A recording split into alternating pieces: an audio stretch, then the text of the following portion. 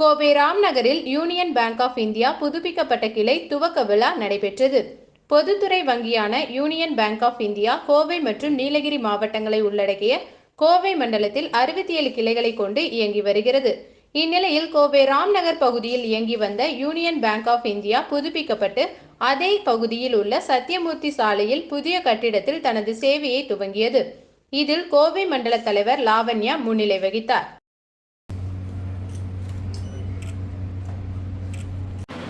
Sir இங்கே பாருங்க sir. Sir ma'am sir sir இங்கே பாருங்க மேடம் இங்கே பாருங்க சார்.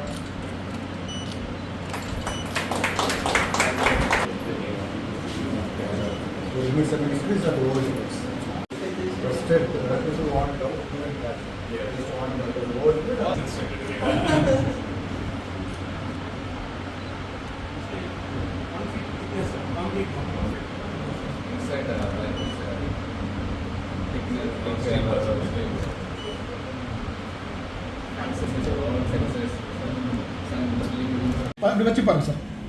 சார் பாருங்க சார். பார்த்துட்டே கட் பண்ணுமா? ஆக்ஷன் பண்ணுமா? Okay sir, okay sir. Thank you sir. இதுதான் சார் கேஷ் டெபாசிட்